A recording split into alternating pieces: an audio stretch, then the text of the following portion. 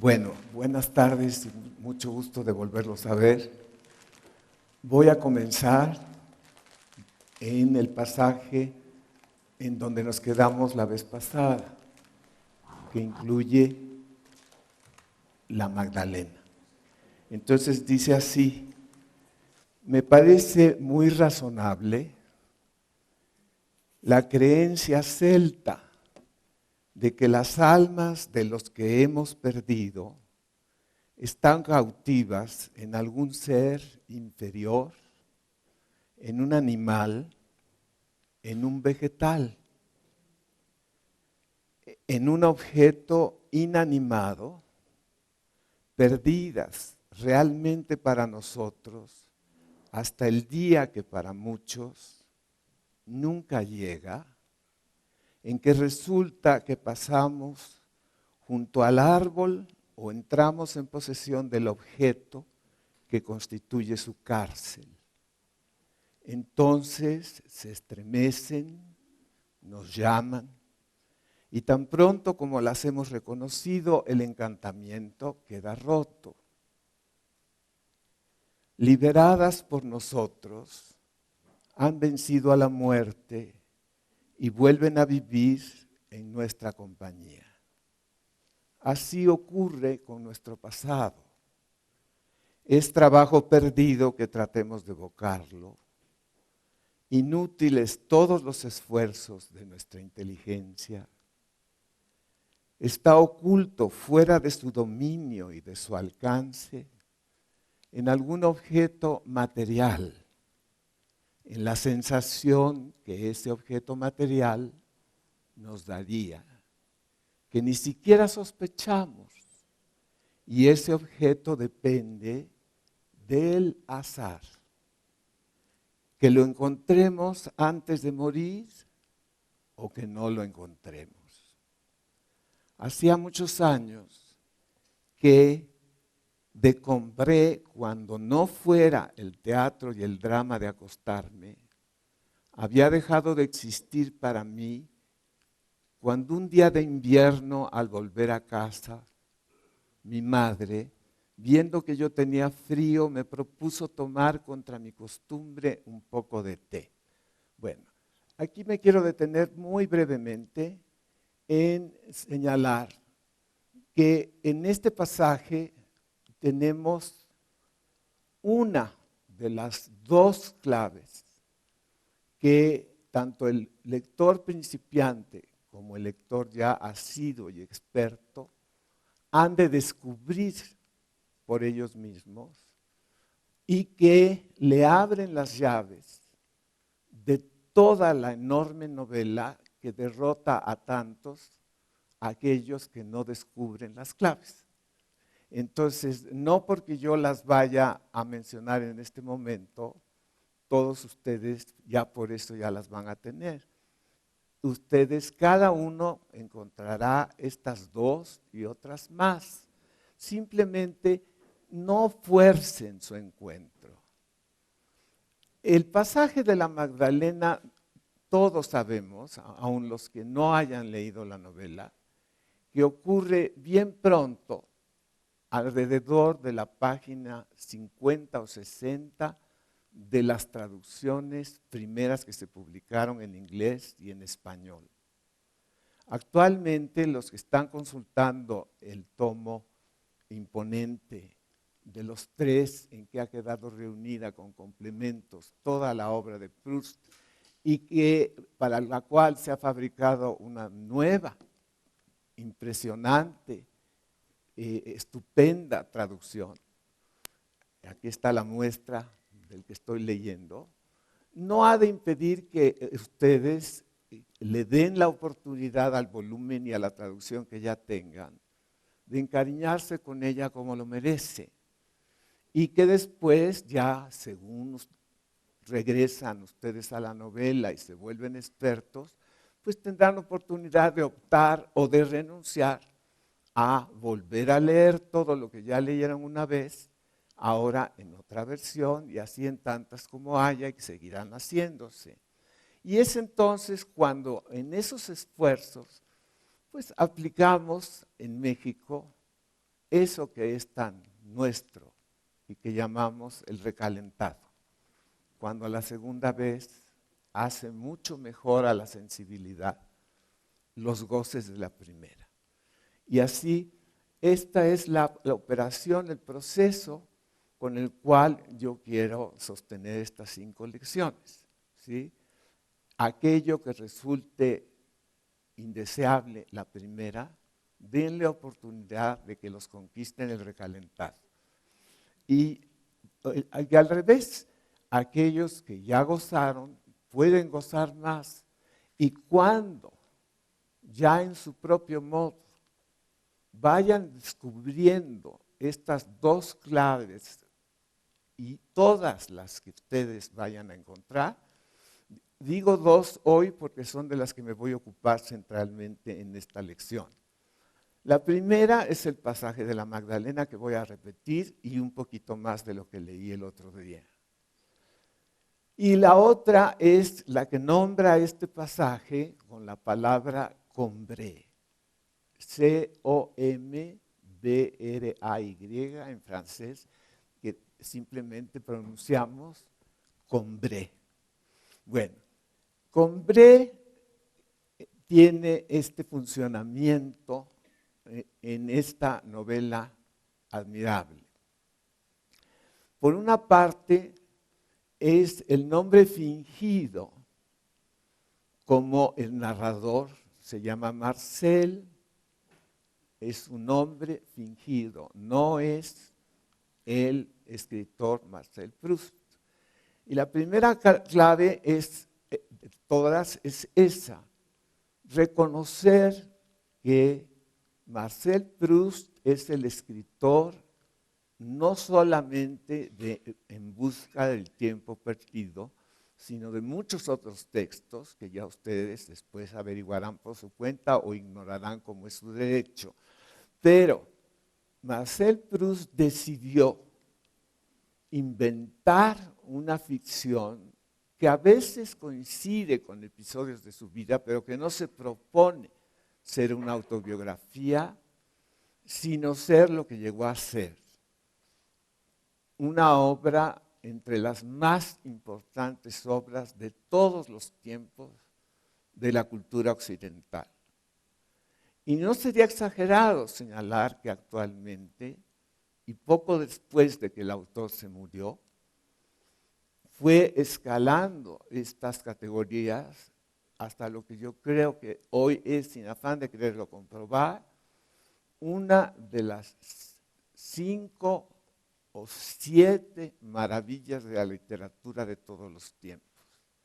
De modo que el esfuerzo que estamos compartiendo en estas lecciones es una de tantas oportunidades para que directamente tengamos por lo menos un contacto propio, una experiencia auténtica, aunque sea una probadita, ya que la obra es gigantesca, de esto que si nos da goces al escucharla y atenderla aquí, el resto de su vida les puede dar cada día mucho más, como nos da a todos los que ya tenemos la confianza que nos mueve a vivir con esta novelota y agradecer que hayamos tenido la oportunidad de haber tenido contacto con ella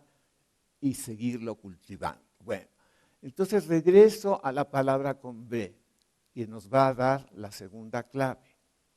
Cuando termine el pasaje de la Magdalena, va a haber unos párrafos que nos van a aclarar a los lectores que en la novela, en la ficción de este pueblo que está inventado por el escritor y que el narrador Marcel la va nombrando, esta población es una modesta población que viene desde hace muchos siglos y en la cual el narrador Marcel viene a pasar ciertos meses del año ritualmente con su familia que radica en París y que entonces establece ese ritual.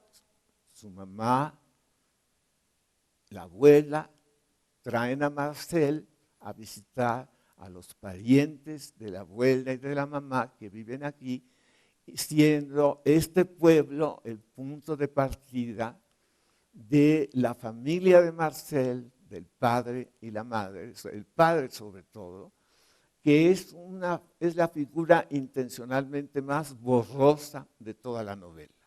A uno se le puede olvidar el papá. Primero que nada, no tienen nombre especificado y muy excepcionalmente les nombra el narrador, ni siquiera directamente él, sino alguien incluido en los pasajes que está narrando, nombra a la mamá por su nombre y al papá por su nombre. Pero el narrador Marcel siempre dice mi padre, y cuando lo vuelve a mencionar, uno ya se le había olvidado que tenía papá. Bueno, pero en la vida real el Señor es lo contrario. El padre de Marcel Proust era un doctorazo de personalidad muy conocida en el país en que nació Marcel Proust. O sea, era el doctor Proust. Y el doctor padre de Marcel, pues está por ahí. A veces, a ratos está, a ratos no está.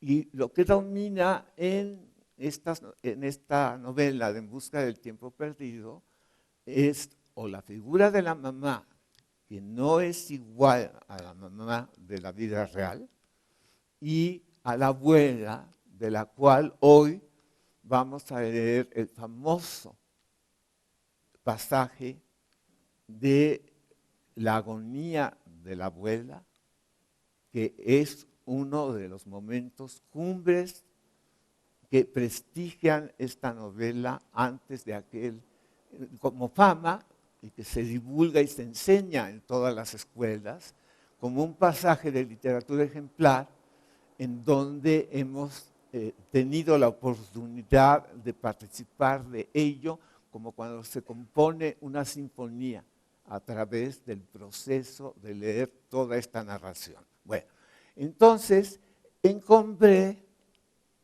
hay en el Combray, en esta población ficticia, hay una especie de camino que recorre Marcel con su familia a pie y que tiene en un extremo un templo y en el otro extremo van a poder tener su descanso del paseo en la casa de la arpía que los hospeda ritualmente todas las primaveras.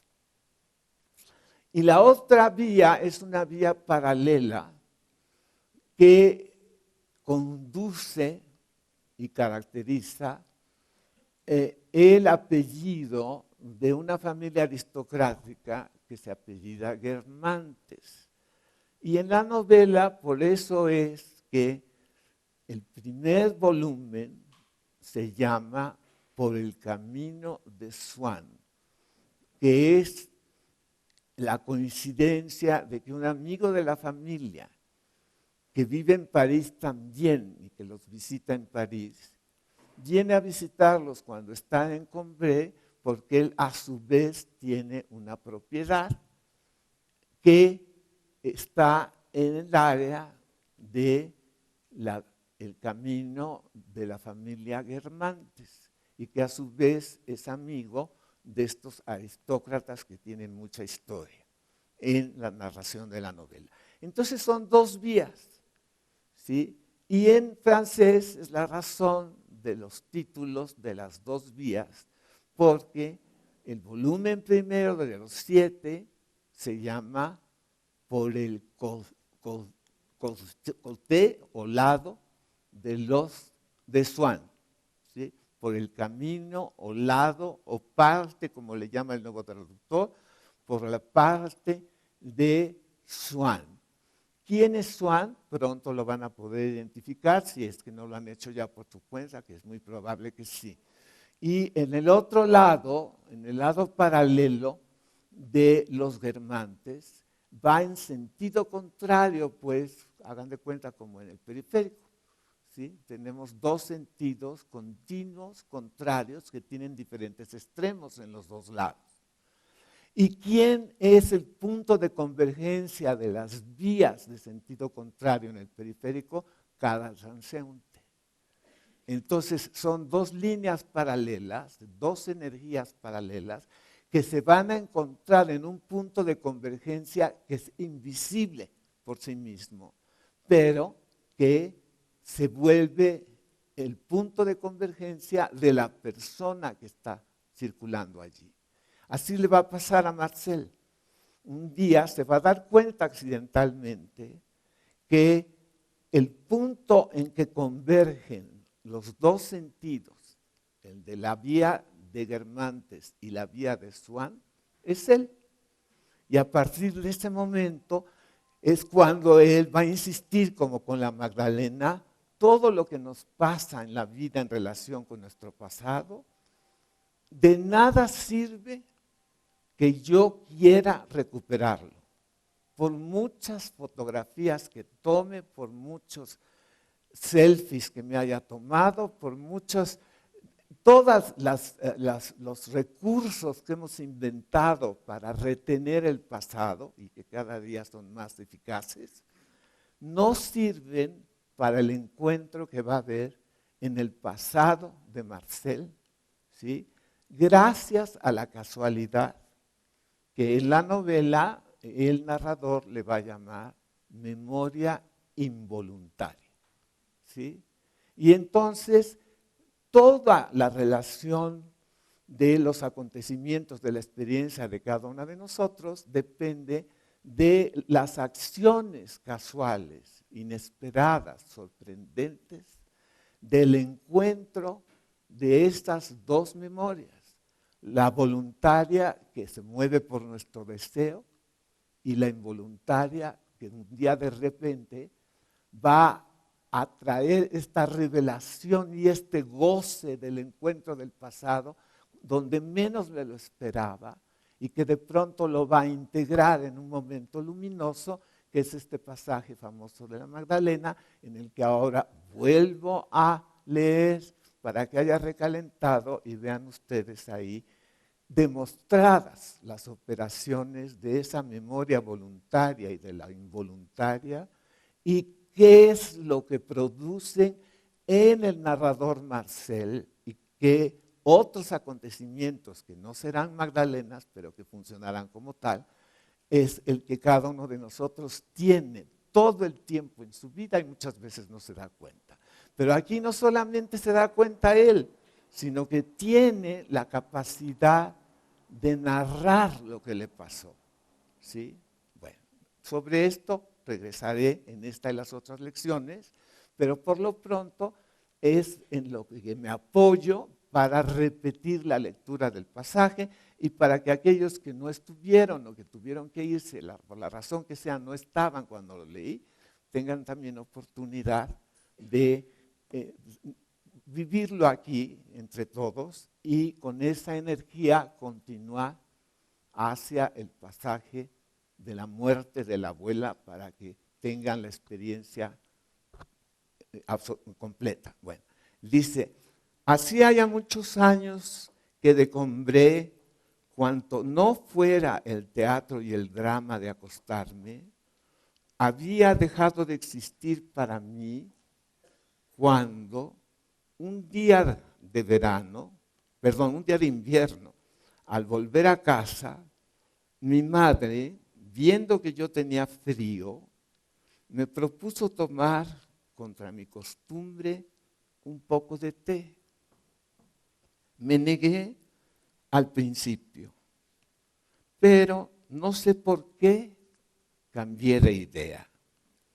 Mandó a buscar uno de esos bollos cortos y rollizos llamados pequeñas magdalenas, que parecen haber sido moldeados dentro de la valva acanalada de una vieira. Y acto seguido, maquinalmente, abrumado por aquella jornada sombría y la perspectiva de un triste día siguiente, me llevé a los labios una cucharilla de té donde había dejado empaparse un trozo de magdalena. Pero en el instante mismo en que el trago, mezclado con migas del bollo, tocó mi paladar, me estremecí, atento a algo extraordinario que dentro de mí se producía. Un placer delicioso me había invadido, aislado, dentro de mí se producía sin que tuviese la noción de su causa. De improviso se me habían vuelto indiferentes las vicisitudes de la vida, inofensivos sus desastres, ilusoria su brevedad. De la misma forma que opera el amor, colmándome de una esencia preciosa. O mejor dicho, aquella esencia no estaba en mí, era yo mismo. Había dejado de sentirme mediocre, contingente, mortal. ¿De dónde había podido venirme aquel gozo tan potente? Lo sentía unido al sabor del té y del bollo, pero lo superaba infinitamente. No debía de ser de igual naturaleza. ¿De dónde venía? ¿Qué significaba? ¿Dónde cogerlo? Bebo un segundo sorbo, donde no encuentro más que en el primero un tercero que me aporta algo menos que el segundo. Es tiempo de parar. La virtud del brebaje parece disminuir. Es evidente que la verdad que busco no está en él, sino en mí. La ha despertado, pero no la conoce.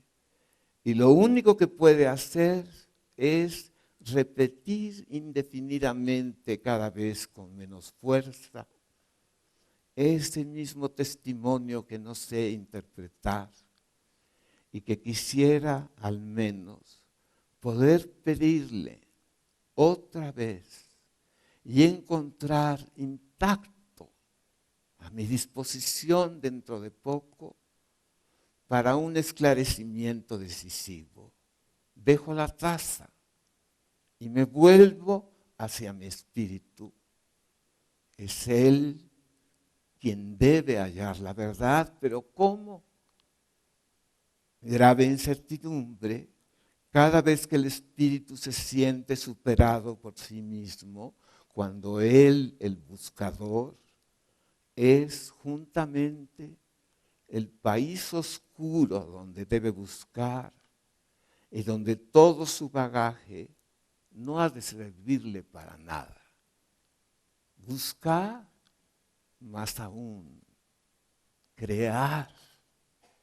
Está frente a algo que todavía no existe y a lo que solo él puede dar realidad y luego hacerlo entrar en su luz.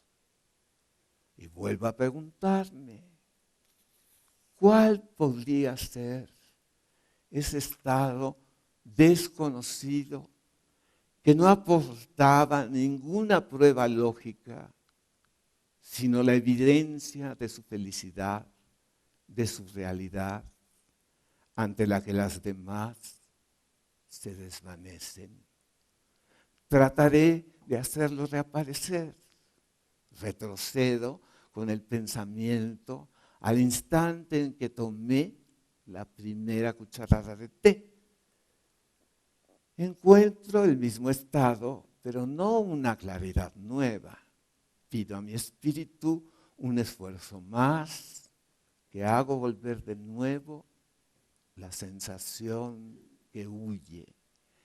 Y para que nada quiebre el impulso con que otra vez ha de intentar captarla, aparto cualquier obstáculo, toda idea extraña, resguardo mis oídos y mi atención de los ruidos de la habitación contigua, pero cuando siento mi espíritu extenuarse sin éxito, lo induzco, por el contrario, a distraerse, cosa que le negaba, a pensar en otra cosa, a rehacerse antes de una tentativa suprema. Luego, por segunda vez, le hago el vacío delante, lo pongo frente al sabor todavía reciente de ese primer sorbo y siento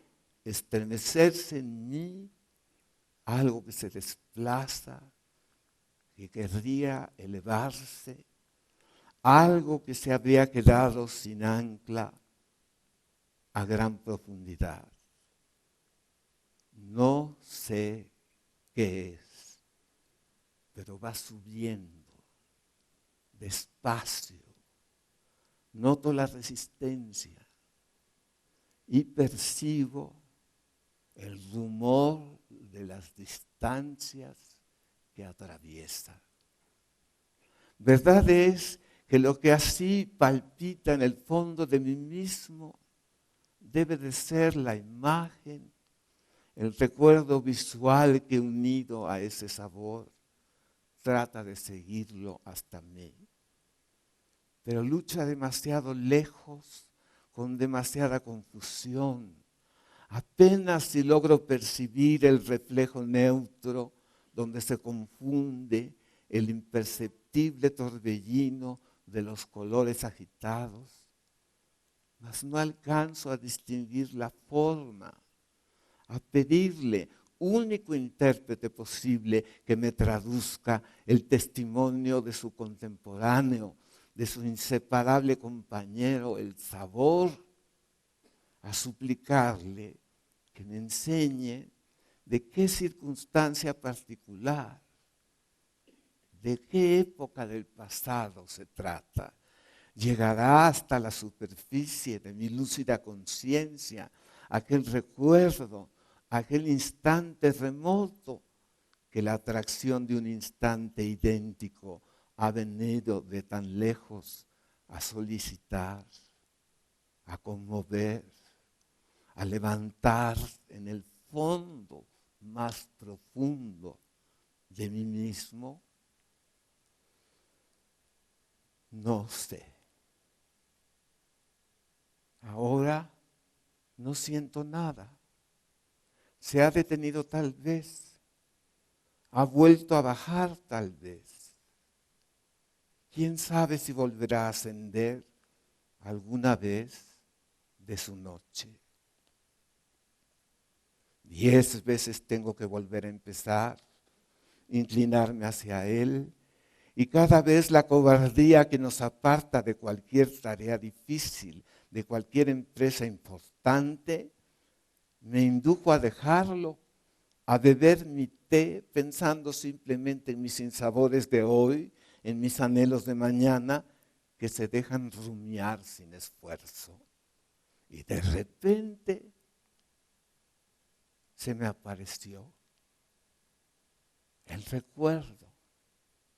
Aquel sabor era el del trocito de magdalena que me ofrecía los domingos por la mañana en Combré, porque los días festivos yo no salía antes de la hora de misa. Cuando iba a darle los buenos días a su cuarto, a mi tía Leoní, después de haberlo mojado en su infusión de té o de tila, la vista de la pequeña Magdalena no me había recordado nada antes de haberla probado. ¿Acaso porque habiéndolas visto luego a menudo sin comerlas, en los anaqueles de las pastelerías, su imagen había dejado aquellos días de Combray para unirse a otros más recientes. ¿Acaso porque de aquellos recuerdos abandonados tanto tiempo, fuera de la memoria, no sobrevivía nada? Porque todo se había disgregado. Las formas, incluida la de la pequeña vieira de pastelería, tan generosamente sensual bajo su plisado severo y devoto, habían sido abolidas o adormecidas, habían perdido la fuerza expansiva que les hubiese permitido alcanzar la conciencia.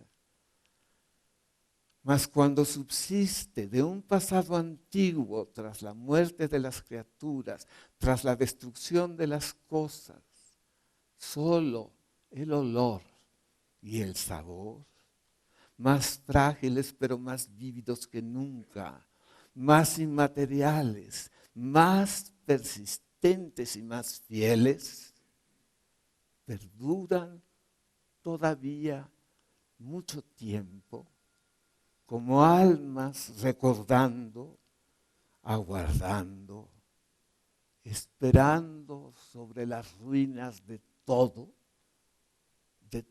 lo demás, soportando sin doblegarse sobre su gotita casi impalpable el edificio inmenso del recuerdo.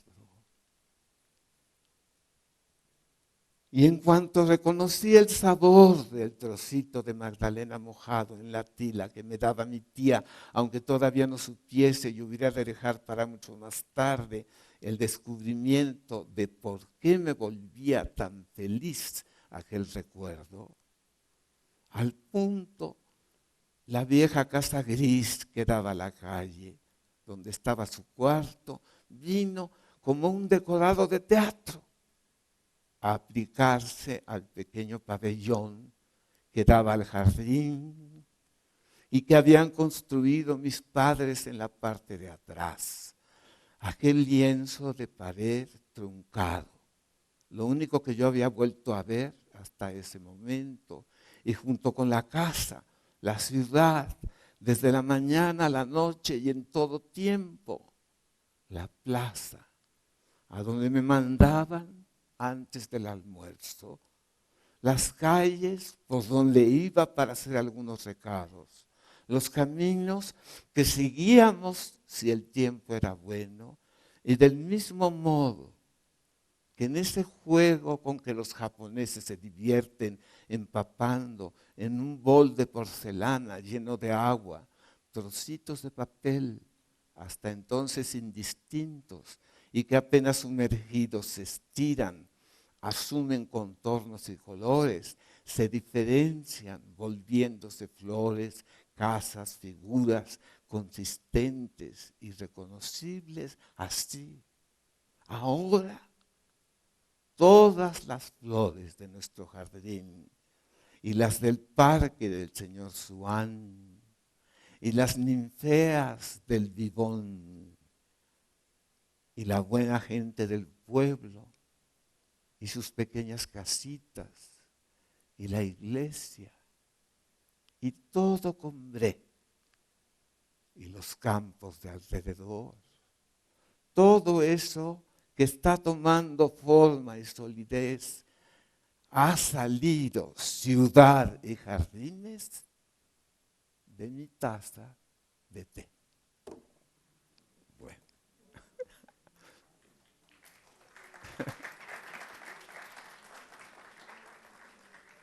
Bueno, ¿ahora me van a permitir un traguito?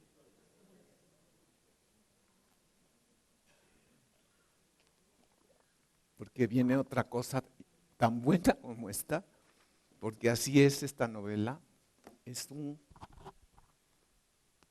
algo imponente cada pasaje, y cuando uno cree que ha llegado al clímax de todos, todavía le espera siempre una sorpresa, Y cuando uno vuelve a tomar cualquiera de los volúmenes y vuelve a emprender el viaje de toda la lectura, uno va viviendo esa lectura no como diciendo esto ya lo leí, sino uno siente como si no la hubiera leído antes, lo cual es prueba de una cualidad excepcional, ¿sí? Ahora va a decir la novela misma algo más de Combray y dice así: Combray, perdón,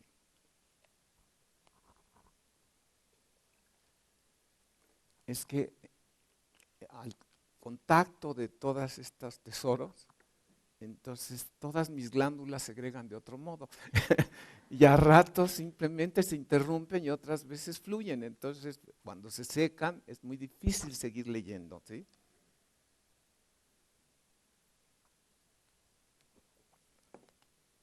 Combray, de lejos, en 10 leguas a la redonda, vista desde el tren cuando llegábamos la última semana antes de Pascua, no era, es que aquí me falta luz, pero aquí yo me adapto, nada más que lo que quiero es encontrar la distancia que me asegure y no la distancia que me hace perder la seguridad. Bueno, no era más que una iglesia que resumía la ciudad, que la representaba, que hablaba de ella y por ella a las lontananzas, y que cuando nos acercábamos mantenía apretados alrededor de su alto manto sombrío, en pleno campo contra el viento, como una pastora sus ovejas, los lomos lanosos y grises de las casas apiñadas que un resto de murallas medievales cercaba aquí y allá con un trazo tan circular como el de una pequeña ciudad en los cuadros de los primitivos. Para vivir, Combray era algo triste como sus calles, cuyas casas construidas con piedras negruzcas de la región, precedidas de escalones exteriores, rematadas por aguilones que proyectaban su propia sombra hacia adelante, eran tan oscuras que cuando la luz empezaba a menguar, había que subir las cortinas en las salas.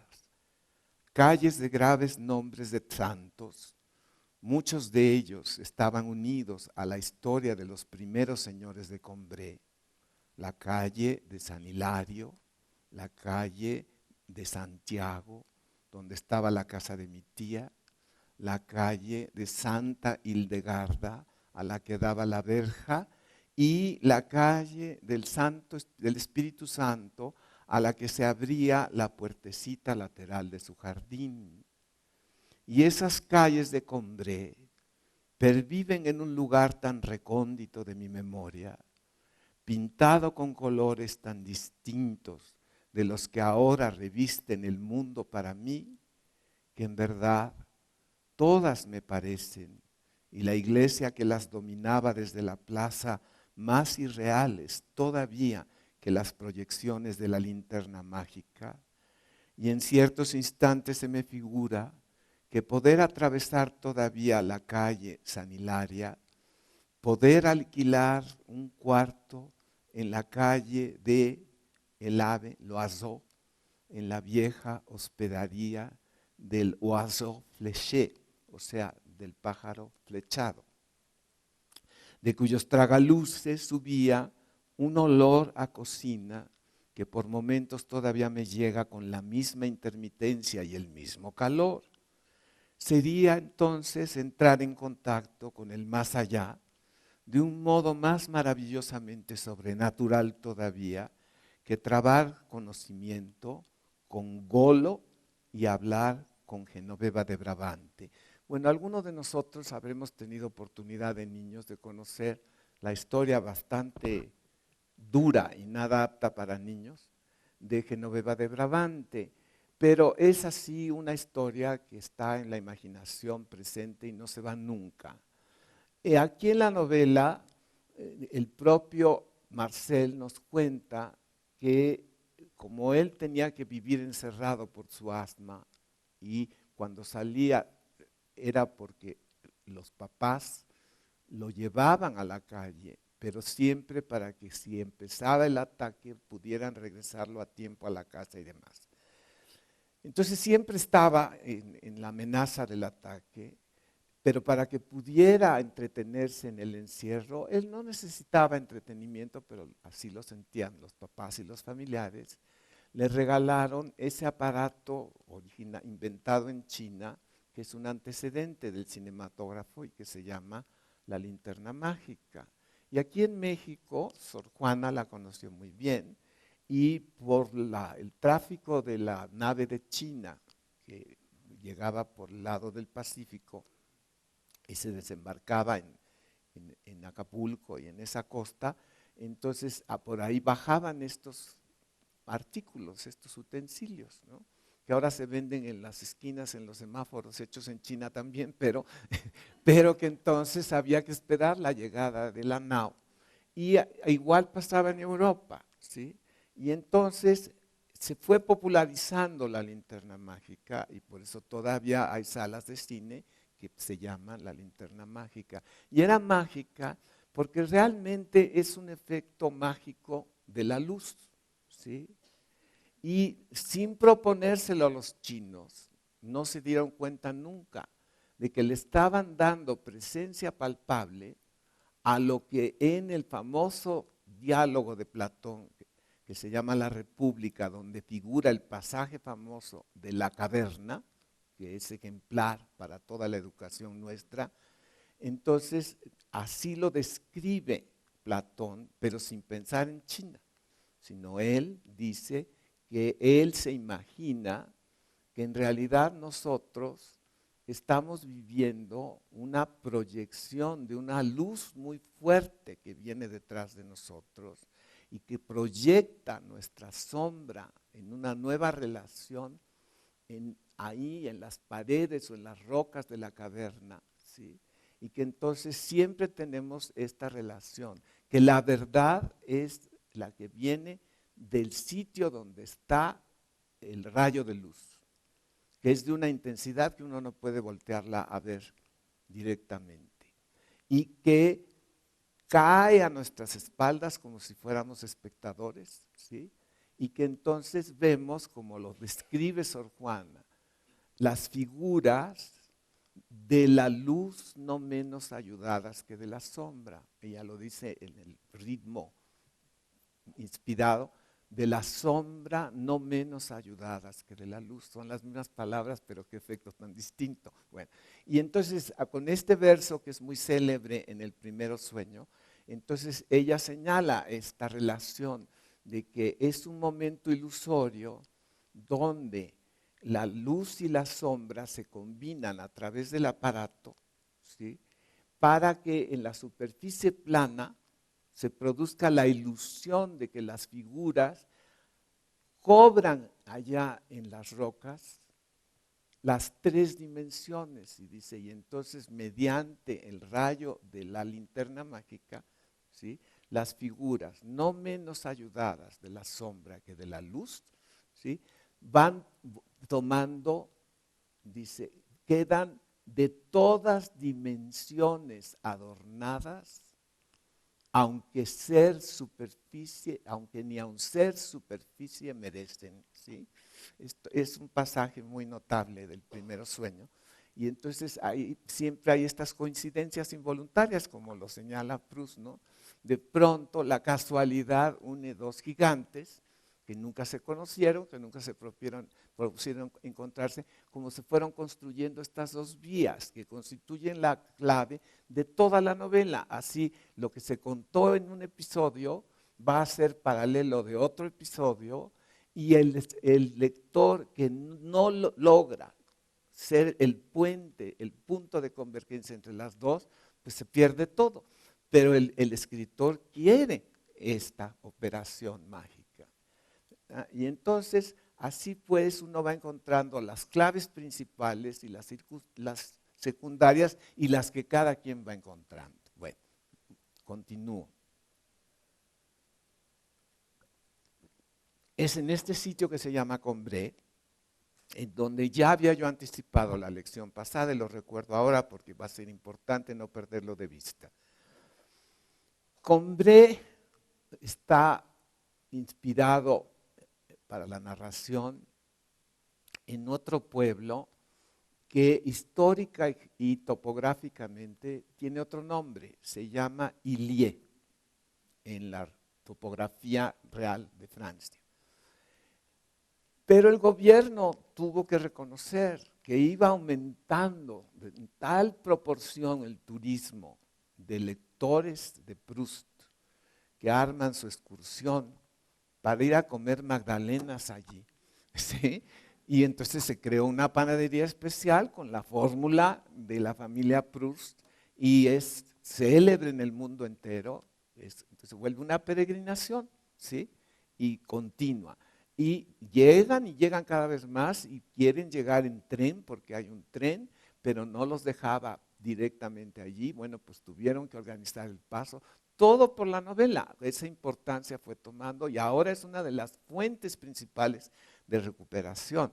Cuando se liberaron los franceses de la ocupación nazi, y el problema de toda Europa era qué vamos a hacer para tener divisas, una de las fuentes más vivas y emocionantes de divisas fueron las peregrinaciones a este lugar que se llama pues legítimamente Illiers, pero nadie le dice Illiers. Entonces ahora ya están las fotografías, ustedes las pueden ver en el libro de André Maurois, sobre todo enormes, ¿sí? En donde uno ve la placa, ¿sí?, del gobierno, como la hay en todas las ciudades. Aquí llega usted a Illiers, mejor dicho, Combray. Y entonces Illiers está con un nombre chiquito y Combray aquí para que lleguen ustedes y uno va y recorre el camino de Swann y el camino de los Guermantes a conciencia y hace uno su propia conexión con su propia vida. Entonces cada vez tiene más éxito esto y hay agentes de turismo que están perfectamente preparados para atender ese deseo. Hay que preguntar, porque no están simplemente ahí en la esquina esperando que ustedes les llamen. Pero una vez que encuentran el contacto y pueden preguntar en todas las fuentes que ustedes saben manejar, pero además ahora con la ventaja que tenemos, que le podemos preguntar al teléfono dónde estoy, bueno, y dónde está Illiers, dónde está Combray, y ya lo demás se encarga el aparatito, ¿no? Todo eso pues es para bien de ustedes, para que lo puedan gozar y que se coman su magdalena ya. ¿Quién les va a quitar? ¿Quién les va a quitar el gusto, no? Ahora, la literatura puede ser tan fuerte como este hecho lo comprueba, ¿no? Cuando un nombre que no era el de la población va ganando el derecho de ser realmente el nombre con el cual el mundo reconoce a Combray. Y fíjense, Proust se murió en 1922, o sea, ¿cuántos años tiene el bebé que haya nacido en 1922, cuando él se murió? Bueno, pues en ese momento va siendo del goce intensivo y uno puede leer el fragmento de la Magdalena allá.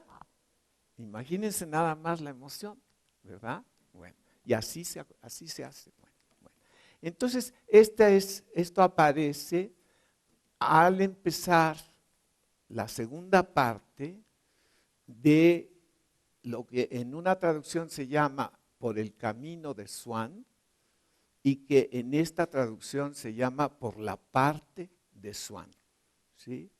Y al comenzar la segunda parte, entonces ustedes se pueden orientar que están en el filo o en el borde, en la convergencia más bien, entre el capítulo final de la primera, que es con lo que termina, la Magdalena cierra la parte primera, y la descripción de Combray abre la segunda. Y entonces, ya desde la primera, viene apareciendo allí el que le da nombre a el volumen, el señor Swann. El señor Swann tiene una enorme importancia conforme se va leyendo la novela, pero se va a morir relativamente pronto en la distancia en relación con el final, ¿sí? Y es lo que se llama un auténtico burgués, que se porta como si fuera aristócrata y es conocido de todo el mundo y enviudó bastante pronto en su vida, pero ya tiene muchos años, ahora que es un hombre maduro, de tener una relación de amor libre con una cortesana que lo quiere mucho y con la cual se va a casar de repente por sorpresa, ¿sí? Que se conoce en la novela como Odette. Y Odette y Swann van a formar un matrimonio y van a tener una hija. Y la hija que tienen se llama Gilberta. Y un día Marcel, que también va creciendo, sale a los Campos Elíseos en París, a donde vive, y de repente la ve en persona, aunque ya había empezado a oír de ella, y siente que se enamora de ella, ¿sí? Entonces, al enamorarse así, tan fuertemente, pueden ustedes ver una de las razones por las cuales no se llama Marcel Proust el narrador, se llama simplemente Marcel sin apellido. Si fuera autobiografía de Marcel Proust, no se enamoraría Marcel de Gilberta, se enamoraría del papá, ¿sí? Y entonces todo sería un margallate, ¿sí? Completamente contrario a lo que quería el autor. Entonces, Marcel, ahora acéptenlo así, y Marcel es absolutamente heterosexual, ¿sí? Y en cambio, también eso le va a permitir lo que le da nombre a los dos volúmenes el volumen más estremecedor de toda la colección, que se llama Sodoma y Gomorra, y que viene de una frase famosa de ese señor famosísimo francés que se llamaba Théophile Gautier, que fue el que inventó la frase del arte por el arte y muchas otras cosas, pero que dijo: para el hombre, Sodoma, y para la mujer, Gomorra. Por si no sabían distinguirlas, así lo dijo Théophile Gautier, y así aparece esto como el epígrafe de esa parte de la novela, y ahí van a ver qué es lo que le permite esta licencia literaria de volverse él el narrador, porque eso le permite tener una visión distante de la homosexualidad, ¿sí? Y él no la practica, sino va a ser como lo que hoy reconocemos con la palabra voyeur, porque va a quedar colocado detrás de una cerradura o por un tragaluz, etcétera, en unas situaciones muy incómodas, pero en las cuales él ve el acto homosexual y lo puede describir. Pero además, como un gran escritor que es, lo transforma en literatura. Y eso no lo van a ver en otros lados, porque descrito como tal es simple y vil pornografía.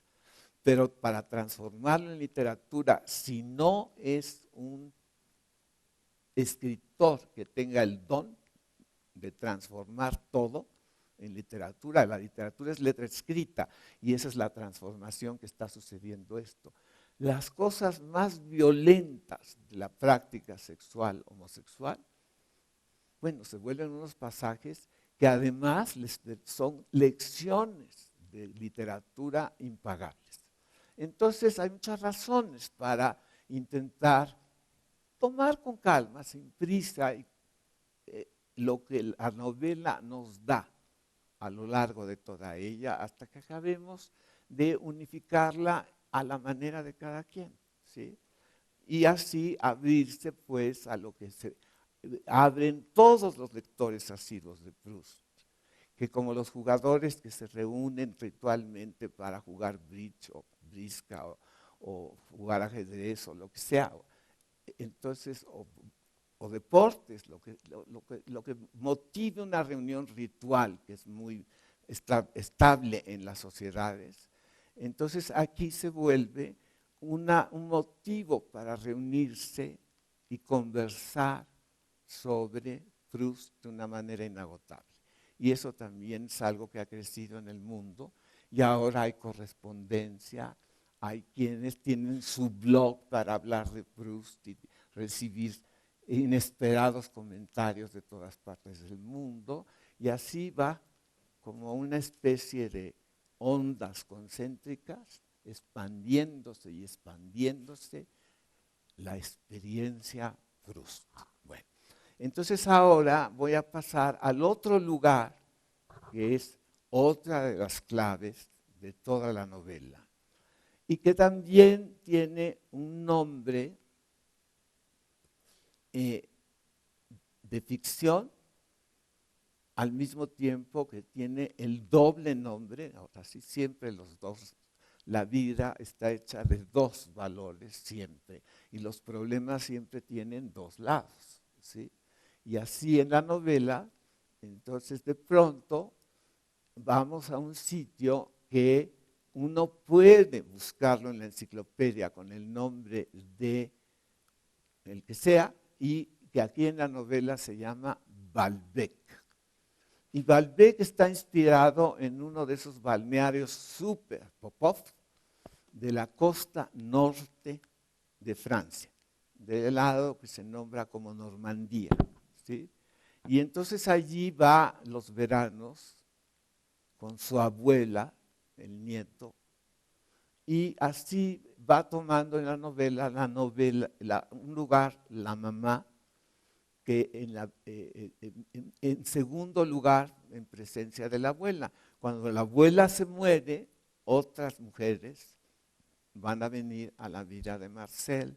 Y finalmente, conforme se van muriendo todas las mujeres de su familia, y finalmente él se queda solo, tiene la suerte que merecía de que llega a servirle la esposa de su chofer, y que tiene un nombre providencial, se llama Celeste, enviada del cielo, y ahí se queda cuando ya no tiene mamá, cuando ya no tiene tías, cuando ya no tiene nadie que lo cuide y que esté atento a sus problemas asmáticos y demás, de Marcel Proust. Estoy hablando del Marcel Proust, no del ficticio, que es el modelo, la inspiración de Marcel, el narrador, ¿sí? Que va a tener por su lado, no va a tener a Celeste, va a tener una serie de encuentros que van a coleccionarse en lo que cierra la novela con el nombre del tiempo recobrado. Ahora unan ustedes los dos extremos. A la busca del tiempo perdido, termina con el tiempo recobrado. ¿Qué quiere decir recobrar el tiempo perdido? Hay que llegar al séptimo volumen. Pero entonces les voy a decir algo que autoriza nada menos que el señor Vladimir Nabokov. Él dice, empiecen por el final, la primera vez, ¿sí? Empiecen por el final y de ahí déjense conducir por la novela y váyanse acostumbrando a que una vez que ya leyeron el tiempo recobrado, no les impacientará que como en los sueños está relatando un acontecimiento de este momento y de repente está en el pasado y de repente está en el futuro.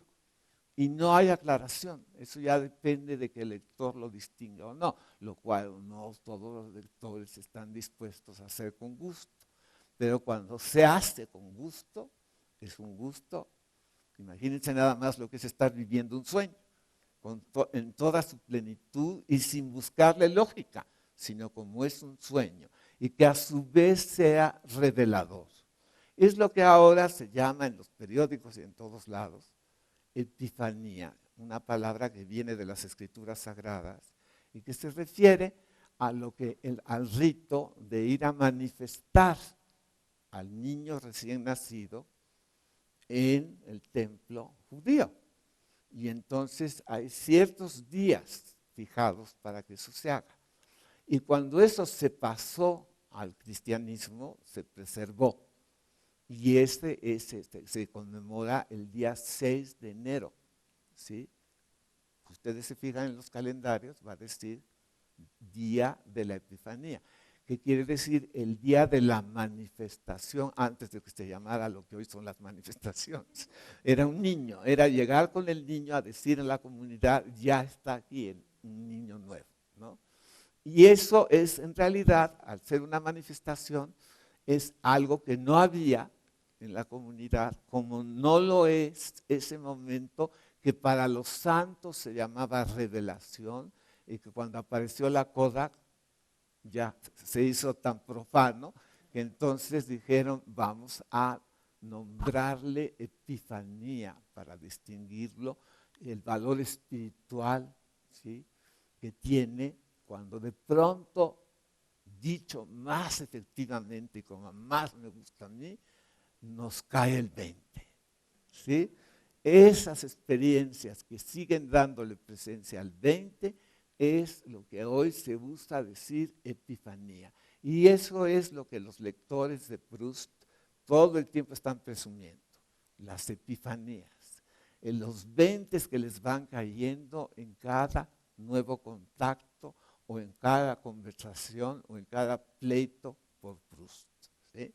Bueno, esto remite a muchos pasajes y cuando de pronto en una conversación alguien oye a otro proustiano que dice algo que uno no se acuerda, ¿y a qué horas leyó ese señor? Yo no me acuerdo haber leído eso, ya está uno deseoso de que se termine la conversación para llegar a su casa y ponerse al corriente y tener siempre una ventaja, ¿no? Entonces va uno teniendo estímulos muy sabrosos que también son parte de todo este proceso. En esos encuentros, en esas epifanías, es muy, muy célebre el pasaje de la agonía de la abuela y otros más que voy a ir señalando. Y para llegar a él nos vamos a ir a Balbec, ¿sí? Que eso lo van a encontrar varias veces nombrado, pero el episodio de la muerte de la abuela se va a contar en la segunda parte,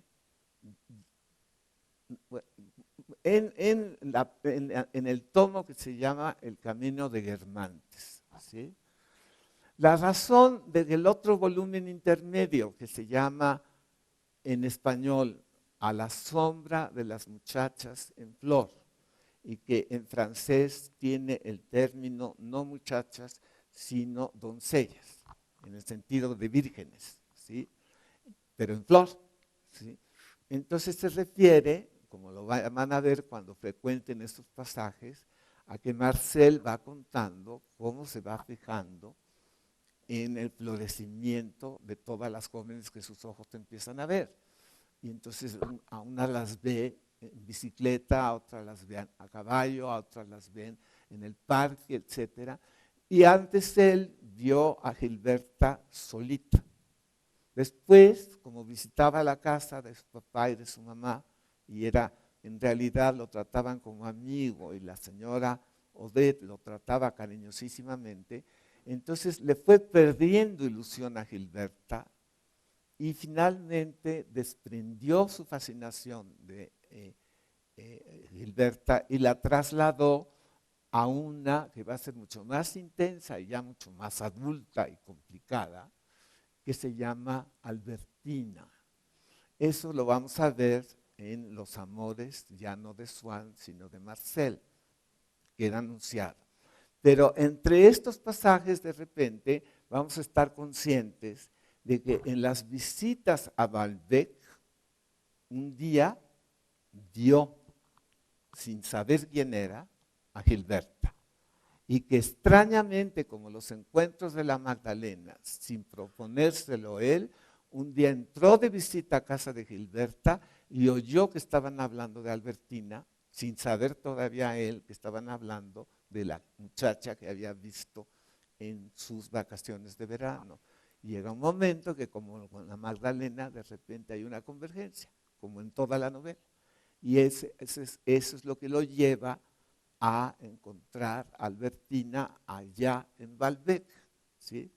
Y entonces, yendo y viniendo de Balbec,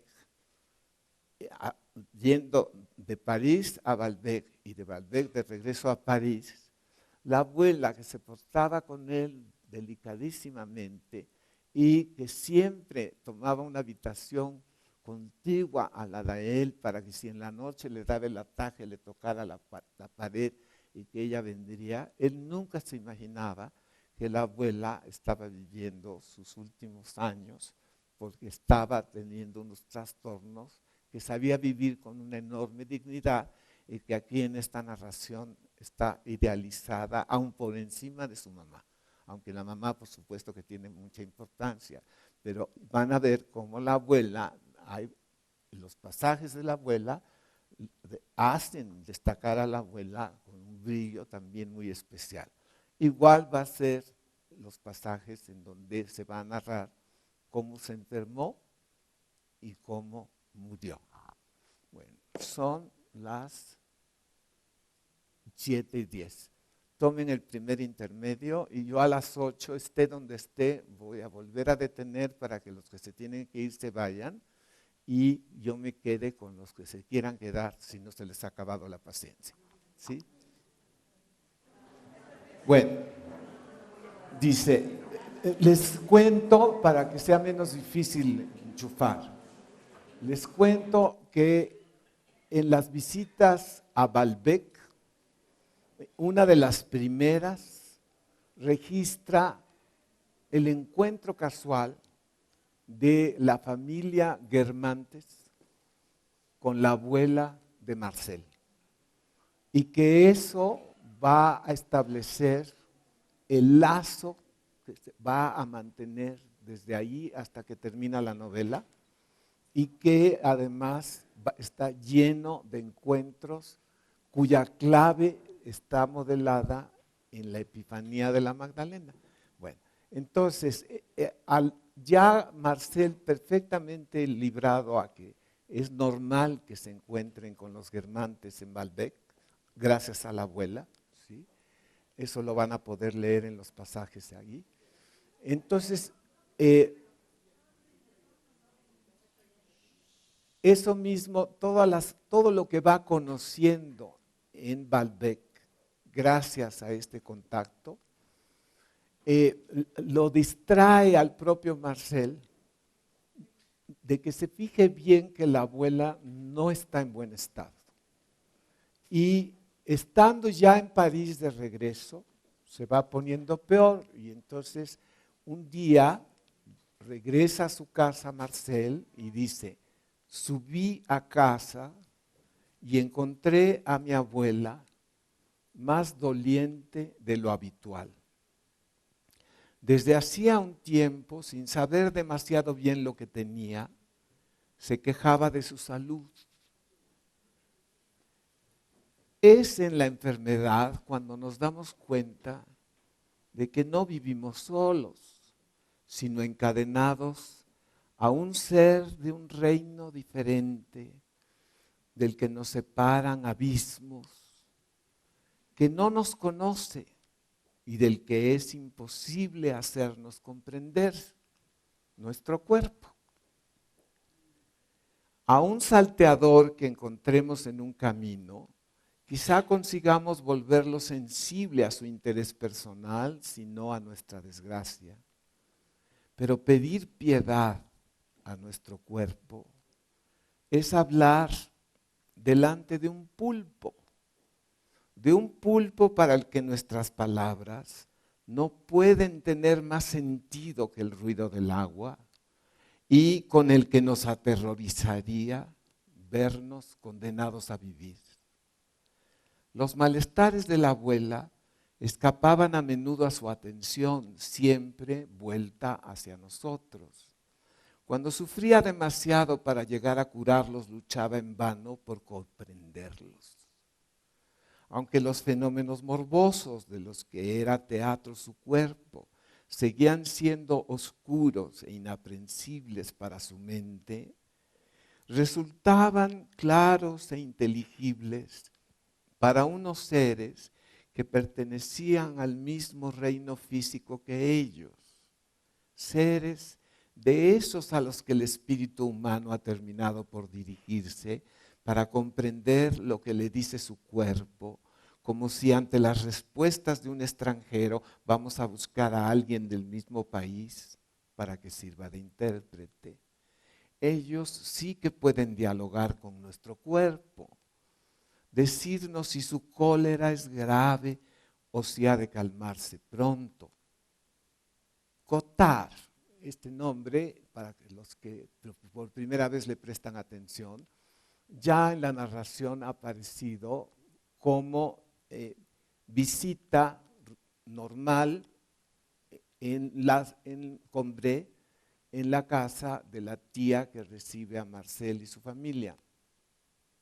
Y este médico Cotard también visita la casa de la familia de Marcel en París. Entonces es como un médico de la casa que no declara ser el médico de la casa porque el médico de la casa es el papá. Entonces mal haría, pero cuando se necesita consultarle algo a este médico, se le consulta como tal, es el doctor Cotard, ¿sí? Cotard, a quien habían llamado a la cabecera de mi abuela y que nos había irritado preguntándonos con una sonrisa astuta, nada más decirle que estaba enferma. Enferma, ¿no se tratará de una enfermedad diplomática? Cotard intentó, para calmar la agitación de su enferma, el régimen lácteo. Pero las perpetuas sopas de leche no hicieron efecto, porque mi abuela les ponía mucha sal, cuyos inconvenientes se desconocían en esa época, que es el final del siglo XIX. Dice, el famoso químico que se apellidaba Vidal, con W, aún no había hecho sus descubrimientos. Y después hay una consulta para quienes les interesa, que les cuenta el propio diccionario complementario, qué hizo este señor con la sal, que yo creo que va a ser de interés para todos, sobre todo cuando ya no tiene uno 15 años, va uno sabiendo que hay que informarse bien de qué hace la sal, qué hace la leche, qué hace todo. Bueno, entonces dice, dado que la medicina es ahora viene esto que todos vamos a disfrutar menos los médicos. Perdón, porque esto lo dice Marcel, no yo. Bueno, entonces dice, dado que la medicina es un compendio de errores sucesivos y contradictorios de los médicos, llamando a los mejores, tenemos muchas probabilidades de implorar una verdad que unos años más tarde será reconocida falsa. De modo que creer en la medicina sería la suprema locura, si no fuera otra todavía mayor, no creer en ella. De esta acumulación de errores se han desprendido a la larga algunas verdades. Cotard había recomendado que se le tomase la temperatura. Fueron a buscar un termómetro. En casi toda su altura el tubo estaba vacío de mercurio. A duras penas se distinguía, acurrucada en el fondo de su cubeta, la salamandra de plata. Así le llama el escritor. Nadie le va a decir así más que él. La salamandra es porque el mercurio tiene la fama de que aguanta el fuego como la salamandra, ¿sí? Y entonces por eso es la salamandra del termómetro. Dice, en casi toda su altura el tubo estaba vacío de mercurio, a duras penas se distinguía acurrucada en el fondo de su cubeta la salamandra de plata, parecía muerta. Pusieron la cánula de vidrio en la boca de la abuela, no hubo necesidad de dejarla mucho tiempo, la pequeña bruja no había tardado mucho en sacar su horóscopo. La encontramos inmóvil, encaramada a media altura de su torre, decidida a no moverse más, mostrándonos con exactitud la cifra que le habíamos pedido y que ninguna reflexión del alma de mi abuela sobre sí misma habría podido proporcionarle 38 grados 3. Por primera vez sentimos cierta inquietud. Sacudimos enérgicamente el termómetro para borrar el signo fatídico, como si así pudiésemos rebajar la fiebre al mismo tiempo que la temperatura indicada. ¡Ay! Quedó bien claro que la pequeña Sibila, privada de discernimiento, no había dado aquella respuesta de manera arbitraria, porque al día siguiente, nada más vuelto a colocar el termómetro entre los labios de la abuela, casi de inmediato, como de un brinco, bella de certeza y de intuición de un hecho para nosotros invisible, la pequeña profetisa había ido a detenerse en el mismo punto con una inmovilidad implacable. Y seguía mostrándonos esa cifra de 38 grados 3 de su varilla centellante. No decía nada más y era inútil que deseásemos, quisiésemos, rogásemos. Sorda, parecía que esa fuese su última palabra de advertencia y amenaza. Entonces, para tratar de obligarla a modificar su respuesta, nos dirigimos a otra criatura del mismo reino, pero más poderosa, que no se contenta con interrogar al cuerpo, sino que puede ordenarle, un febrífugo de la misma familia de la aspirina, que aún no se empleaba en aquel tiempo. La nota después les va a informar de cuándo se inventó la aspirina con mucha anticipación de su aplicación. No habíamos hecho bajar el termómetro más allá de 37 grados 5, con la esperanza de que así no tendría que volver a subir. Hicimos tomar aquel febrífugo a la abuela y volvimos a ponerle el termómetro, como un guardián implacable al que se muestra la orden de una autoridad superior ante la que nos hemos valido de una recomendación y que encontrándola en regla responde, está bien, no tengo nada que decir, dado que así están las cosas, pase usted. La vigilante tornera no se movió esta vez, pero taciturna parecía decir, ¿de qué ha de serviros? Ya conocéis la quinina, que una vez, 10 veces, 20 veces me ordenará no moverme y después se cansará, la conozco, creedme. Esto no durará siempre y entonces no habréis adelantado gran cosa. Mi abuela experimentó entonces la presencia dentro de sí misma de una criatura que conocía mejor el cuerpo humano que mi propia abuela, la presencia de una contemporánea de las razas desaparecidas, la presencia del primer ocupante muy anterior a la creación del hombre que piensa. Sintió aquel aliado milenario que le palpaba con cierta rudeza incluso la cabeza, el corazón, el codo, reconociendo los lugares, organizando todo para el combate prehistórico que se produjo inmediatamente después. En un instante aplastada, la serpiente Pitón, que es una serpiente mitológica, ¿sí? La fiebre fue vencida por el poderoso elemento químico al que la abuela, atravesando los reinos, pasando por encima de todos los animales y vegetales, habría querido dar las gracias. Y estaba emocionada por aquel encuentro que acababa de tener, a través de tantos siglos, con un elemento anterior a la creación misma de las plantas. Por su parte, el termómetro, como una parca momentáneamente vencida por un dios más antiguo, mantenía inmóvil su canilla de plata.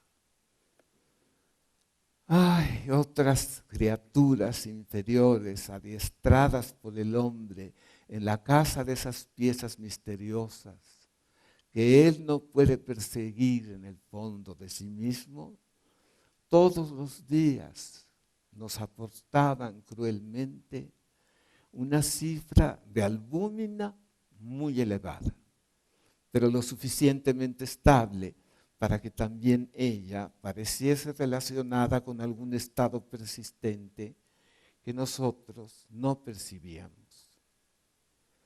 Ahora viene unas líneas que me voy a saltar, aunque después voy a regresar al nombre que se menciona aquí. Por lo pronto nada más voy a decir quién es. En la realidad que vivía Marcel Proust, quizá el escritor más famoso de ese tiempo haya sido Anatole France, que le da nombre a una de las avenidas. Hoy hay mucha gente que ya no sabe quién fue, pero en su tiempo era imposible, era tan famoso como el Arco de Triunfo y tan inevitable de atender. Entonces, Marcel Proust conoció a Anatole France y lo conocía el matrimonio Swann. Pero además, Marcel Proust, como escritor, conocía a otros escritores. Y todo lo que él percibió de los escritores de su tiempo, y relacionando también a Anatole France, lo fundió en una ficción como la de él, que se llama Marcel, que es el narrador de toda la novela, en un personaje que solo aparece aquí, que no tiene realidad fuera de la novela, que se llama Bergotte. Bergotte también va a tener una muerte bien narrada por él. Ustedes la van a leer después cuando se encuentren con el personaje, pero mucho antes de morir, entonces va a conectar casi por casualidad con el joven Marcel. Y entonces van a hacer una relación muy afectuosa y va a tener Marcel el gusto de sentirse favorecido por la atención del señor Bergotte, a quien admira como el modelo de su vida. Pero no es Anatole France, como tampoco es Marcel Proust el narrador. Es simplemente una ficción derivada de una realidad que se transforma en literatura. ¿Sí? Bueno. Entonces, aquí vienen unas líneas en que se habla de qué le recomendó Bergotte a la familia para el caso de la abuela. Y dice, mas las ideas se transforman dentro de nosotros, triunfan de las resistencias que les oponíamos al principio y se nutren de ricas reservas intelectuales totalmente preparadas que sin nosotros saberlo estaban a su disposición.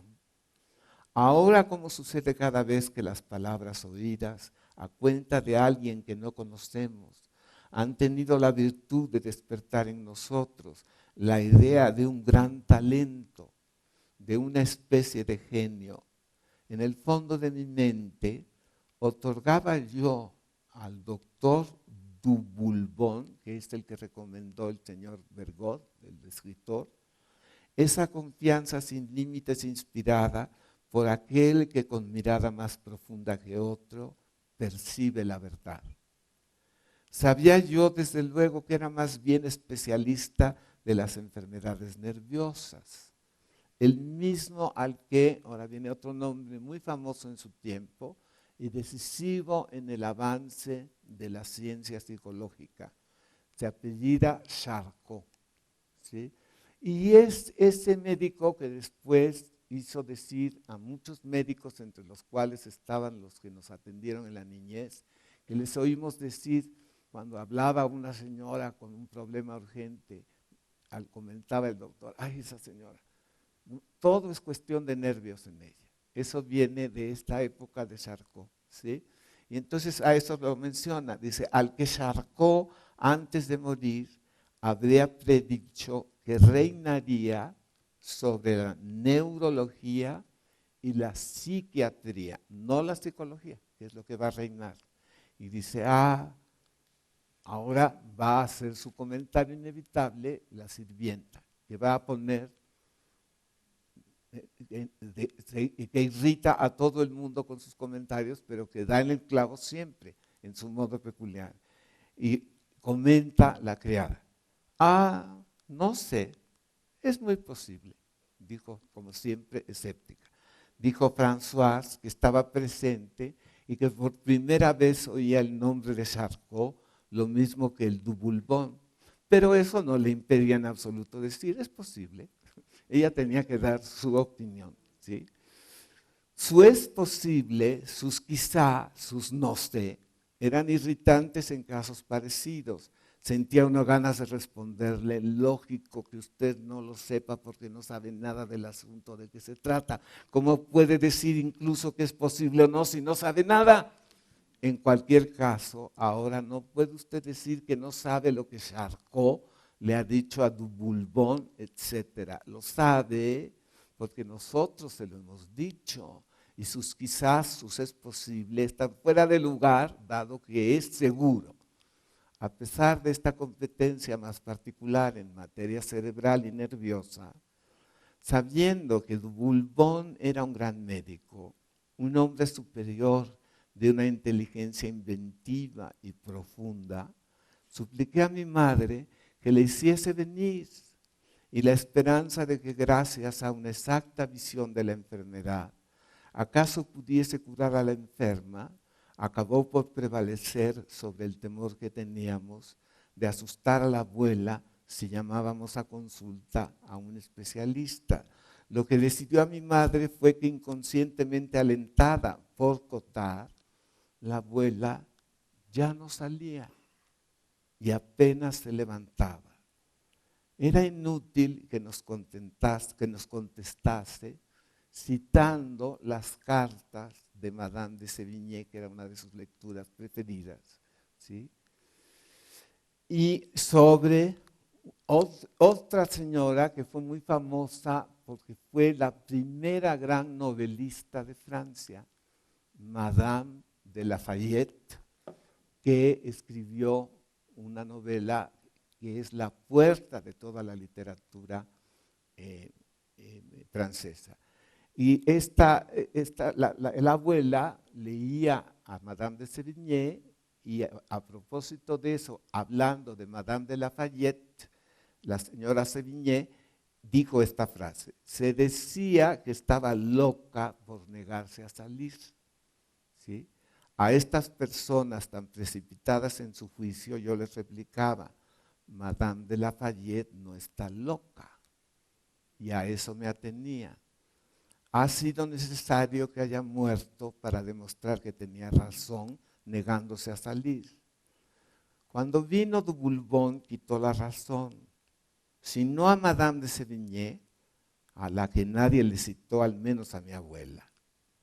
En lugar de auscultarla, mientras posaba en ella sus admirables miradas, donde acaso había la ilusión de escrutar profundamente a la enferma, o el deseo de darle esa ilusión que parecía espontánea, pero que debía de haberse vuelto maquinal, o de no dejarle adivinar que pensaba en cualquier otra cosa, o de conseguir poder sobre ella, empezó a hablar del escritor Bergot. Lo creo, señora, es admirable. Qué bien hace usted amándole. Pero ¿cuál de sus libros prefiere? ¿De veras? Dios mío, sí. Quizá ese sea el mejor. En cualquier caso, es una novela mejor construida. Claire está en ella realmente encantadora, y entre los personajes masculinos, ¿cuál le resulta a usted más simpático? Al principio pensé que la hacía hablar así de literatura porque la medicina le resultaba aburrida, quizá también por demostrar su altura de miras intelectuales, e incluso con una finalidad más terapéutica, por dar confianza a la enferma. Pero después he comprendido que particularmente estimable, sobre todo como alienista y por sus estudios sobre el cerebro, había querido verificar con aquellas preguntas si la memoria de la abuela seguía intacta. Como de mala gana, la interrogó brevemente sobre su vida con mirada sombría y fija. Luego, de repente, como si hubiese vislumbrado la verdad y estuviese decidida a alcanzarla a toda costa, con un gesto previo al que parecía costarle abrirse paso, apartando de la ola las últimas vacilaciones que podía tener y todas las objeciones que nosotros habríamos podido hacerle, contemplando a la abuela con una mirada lúcida, libremente, y como si por fin tocase tierra firme, subrayando las palabras en un tono dulce y sobrecogedor, cuyas inflexiones todas matizaba la inteligencia. Por lo demás, durante toda la visita, su voz siguió siendo lo que era por naturaleza, acariciadora, y bajo sus cejas enmarañadas, sus ojos irónicos estaban llenos de bondad. ¿Estará usted bien, señora? El día lejano o próximo. Y de usted depende que sea hoy mismo, en que comprenda que no tiene nada y en que haya reanudado la vida de siempre. Me ha dicho que no comía, que no salía, pero señor, es que tengo un poco de fiebre. Él le tocó la mano. En cualquier caso, en este momento, no. Bonita excusa además. ¿No sabe usted que dejamos al aire libre y sobrealimentamos a tuberculosos que tienen hasta 39 grados de temperatura? Pero yo también tengo un poco de albúmina. Pues no debería usted saberlo. Lo que usted tiene es lo que yo he descrito con el nombre de albúmina mental. Todos hemos tenido durante una indisposición nuestra pequeña crisis de albúmina que nuestro médico se ha apresurado a volver duradera dándonosla a conocer. Para una afección que los médicos curan con medicamentos, aseguran por lo menos que ha ocurrido algunas veces, provocan 10 en sujetos con buena salud, inoculando este agente patógeno 1000 veces más virulento que todos los microbios. La idea de que uno está enfermo, ¿sí? Semejante creencia cuyo poder no puede evitar ningún temperamento, obra con particular eficacia en los individuos nerviosos. Dígales que a su espalda se ha abierto una ventana cerrada y empiezan a estornudar. Hágales creer que ha puesto usted magnesia en su sopa y se verán asaltados por cólicos. Que su café estaba más fuerte que de costumbre y no pegarán ojo en toda la noche. ¿Cree usted, señora, que no me ha bastado con verle los ojos, con oír la forma en que se expresaba? ¿Qué digo? Con ver a su señora hija y a su nieto que tanto se parece a usted para comprender con quién tenía que habérmelas. Y le dice al joven, tu abuela tal vez podría ir a sentarse, si el doctor se lo permite, a una tranquila alameda a los Campos Elíseos, junto a ese macizo de laureles delante del que jugabas tú en otro tiempo, me dijo mi madre, consultando así de manera indirecta a Dubulbón, y cuya voz cobraba por esto una nota de timidez y deferencia que no había tenido de haberse dirigido solamente a mí. El doctor se volvió hacia la abuela y como no era menos culto que sabio, vaya usted a los Campos Elíseos, señora, junto al macizo de laureles que tanto ama a su nieto. El laurel le resultará saludable. El laurel purifica. Después de haber exterminado a la serpiente Pitón, Apolo, que es el dios de la salud, hizo su entrada en Delfos con una rama de laurel en la mano. ustedes le ponen una hoja de laurel a la pasta y ¡bum!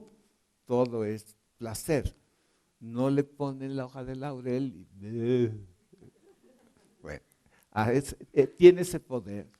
Y ese en las leyendas, en las mitologías, se lo debemos a la integridad de Dafne, la ninfa, que aunque el sol la quiso poseer, ustedes ya lo han visto en la famosa escultura de Bernini, están los rayos del sol, la tienen en sus rayos, el sol que todo lo puede, y se le transforma, como ahora en las películas estas de efectos especiales, se le transforma en laurel, ¿sí? Y por eso, como así defendió, guardó y logró mantener su integridad ante la amenaza más fuerte, le dieron el honor de no marchitarse nunca.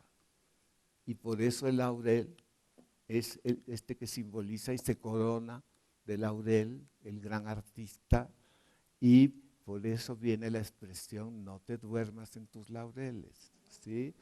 Y por eso es que los mexicanos cantamos, sepamos de Grecia o no, ay, qué laureles tan verdes, siempre están verdes, ¿sí? Entonces simbolizan ese deseo nuestro de estar así, como la planta, y por eso la combinamos con nuestros alimentos, así la gozamos, y así es indispensable en la representación de nuestros nervios, ¿sí?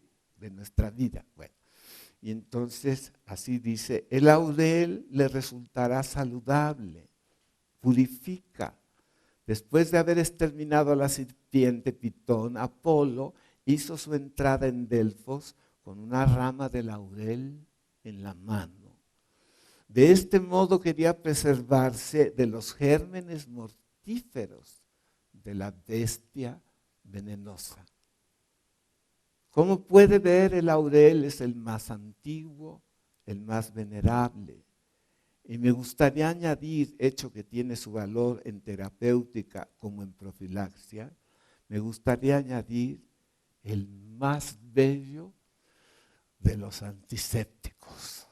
¿Sí? Bueno, ya con eso ya puede uno fabricar su propia belleza ante semejante horror. Bueno, dado que una gran parte de lo que saben los médicos se lo enseñan los enfermos, fácilmente se inclinan a creer que ese saber de los pacientes es el mismo en todos y se precian de poder deslumbrar a aquel a cuya cabecera se encuentran con alguna observación aprendida de enfermos a los que han curado antes.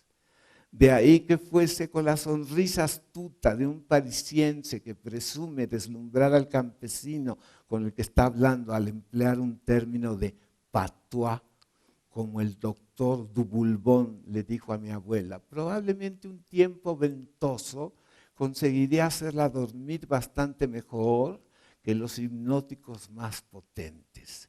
Al contrario, Señor, el viento me impide absolutamente dormir, pero los médicos son susceptibles. Ah, murmuró Dubulbón, frunciendo el ceño como si le hubiesen pisado un pie y como si los insomnios del abuelo en las noches de tormenta fueran para él una injuria personal.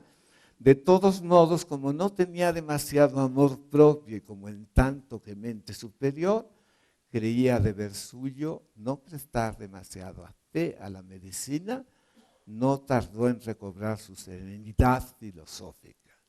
Mi madre, por apasionado deseo de ser tranquilizada por el amigo de Bergot, el escritor, intervino en apoyo de sus palabras, añadiendo que una prima hermana de mi abuela, presa de una afección nerviosa, había pasado 7 años enclaustrada en su dormitorio de Condé, sin levantarse más que una vez o dos a la semana. Ya ve, señora, yo no lo sabía y habría podido decírselo, pero yo no me parezco nada a ella, Señor. Al contrario, mi médico no consigue hacerme guardar cama, dijo mi abuela, bien porque estuviese algo molesta con las teorías del doctor o porque desease exponerle las objeciones que que se les podía hacer con la esperanza de que él las refutaría y de que cuando se hubiese ido a ella ya no le quedase ninguna duda que oponer a su fausto diagnóstico. Pero si es natural, señora, no se pueden tener, perdónenme la palabra, todas las Besanias. Usted tiene otras, no tiene esa. Ayer visité una casa de salud para neurasténicos. En el jardín había un hombre de pie encima de un banco, inmóvil, como un faquir, con el cuello inclinado en una posición que debe de ser bastante penosa. Cuando le pregunté qué hacía, me respondió sin hacer un movimiento ni volver la cabeza: doctor, soy extraordinariamente reumático y propenso a enfriarme. Acabo de hacer demasiado ejercicio y mientras tontamente me acaloraba de esa forma, tenía el cuello apoyado contra mis franelas. Si ahora la alejase de estas franelas antes de haber dejado caer el calor que tengo, estoy seguro de coger una tortícolis y tal vez una bronquitis. Y ya la habría cogido seguro. Vaya un neurasténico que está usted. De hecho, le dije, ¿sabe usted qué razón me dio para demostrarme que no? Pues que mientras todos los enfermos de aquella casa tenían la manía de pesarse hasta el punto de que habían tenido que poner un candado al peso para evitar que pasasen todo el día paseándose, a él en cambio tenían que obligarle a subir a la báscula por las pocas ganas que tenía de hacerlo. Alardeaba de no tener la manía de los otros, sin pensar que también tenía la suya y que era esta la que le preservaba de las otras. No se ofenda por la comparación, señora, porque ese hombre que no se atrevía a volver el cuello por miedo a acatarrarse, ese es el mayor poeta de esta época.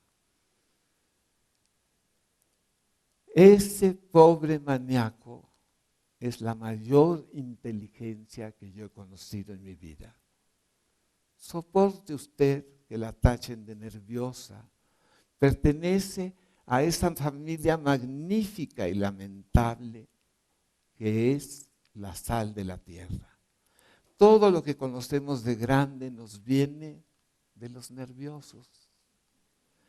Ellos y no otros son los que han fundado las religiones y compuesto las obras maestras. Nunca sabrá el mundo todo lo que les debe y sobre todo lo que han sufrido para dárselo. Saboreamos las músicas exquisitas, los bellos cuadros, mil delicadezas, pero ignoramos lo que han costado a quienes los inventaron. Cuántos insomnios, llantos, risas espasmódicas, urticarias, asmas, epilepsias y una angustia de morir que es peor que todo eso y que usted, señora, tal vez conozca, añadió el doctor sonriendo a mi abuela, porque, confiéselo, cuando he llegado no estaba usted muy tranquila, se creía enferma, peligrosamente enferma quizá. ¿Sabe Dios de qué afección creía descubrir los síntomas en usted misma? Y no se engañaba, los tenía. El nerviosismo es un imitador genial. No hay enfermedad que no sepa remediar de maravilla. Imita hasta lograr que uno se engañe la dilatación de los dispépticos, las náuseas del embarazo, la arritmia del cardíaco, la febrilidad del tuberculoso. Capaz de engañar al médico como no engañaría al enfermo. No piense que me he burlado de sus males. No intentaría cuidarlos si no supiese comprenderlos. Ya son las 8, para que puedan retirarse los que quieran retirarse, ¿sí? Bueno. 1, 2, 3, 4. Bueno, si no se va nadie, continuamos. Y yo aprovecho para tomar un traguito.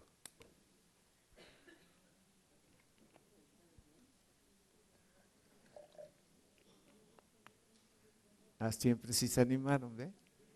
Nada más querían la oportunidad.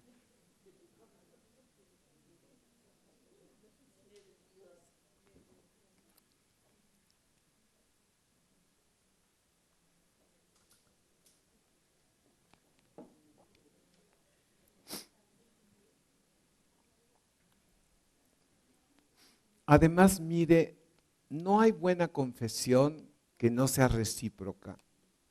Ya le he dicho que sin enfermedad nerviosa no hay gran artista. Es más, añadió alzando gravemente el índice, no hay gran sabio.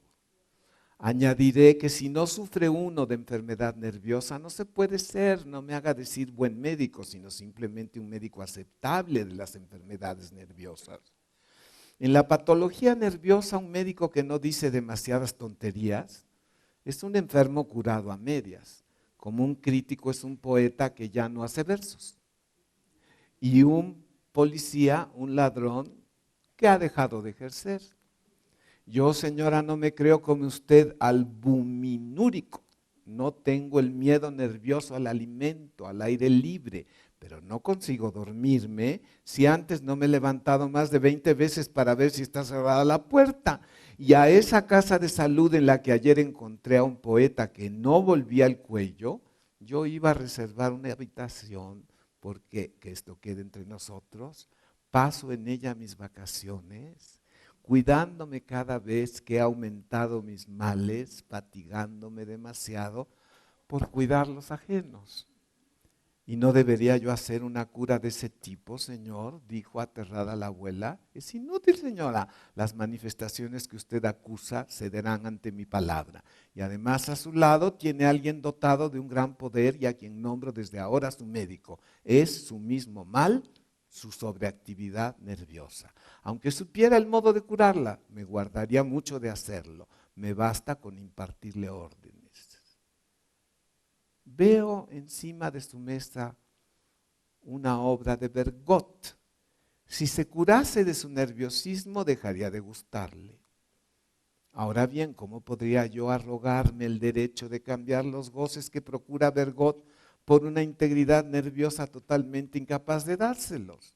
Hasta esos mismos goces son un remedio potente, ¿acaso el más potente de todos? No. No tengo nada contra su energía nerviosa, solo le pido que me escuche. La confío a usted, a ella, que dé marcha atrás. La fuerza que ponía para impedirle a usted ir de paseo, para tomar suficiente alimento, que la emplee para hacerla comer, para hacerla leer, para hacerla salir, para distraerla de todas las formas posibles. No me diga, estoy fatigada.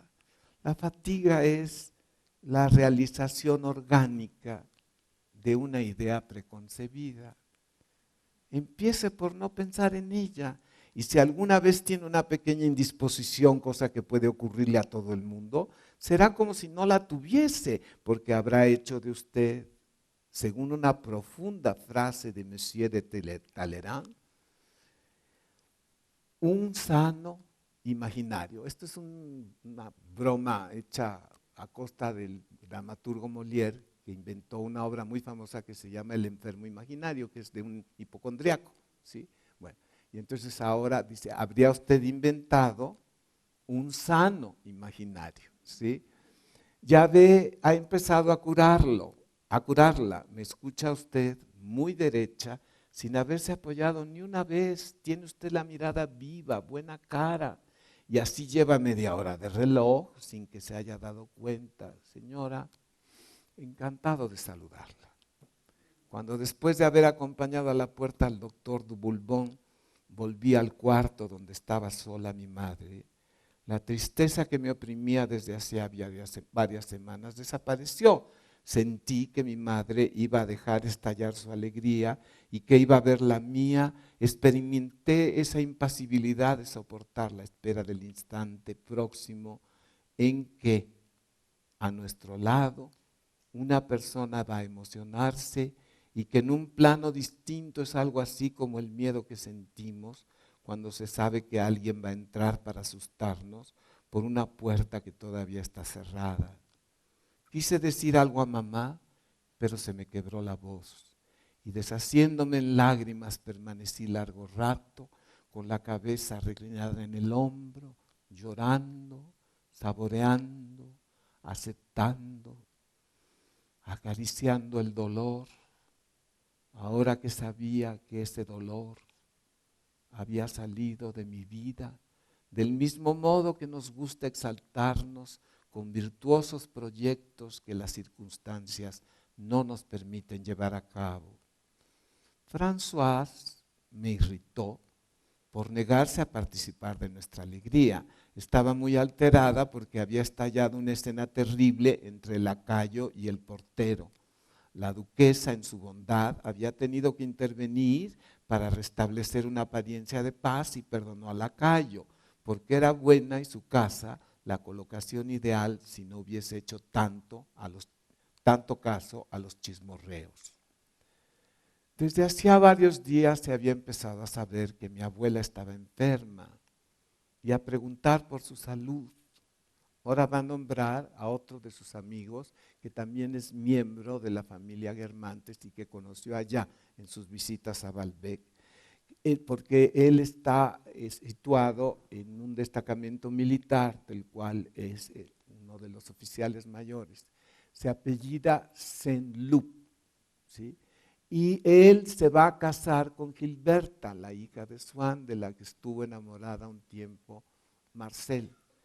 Y va a tener una situación bien curiosa y complicada.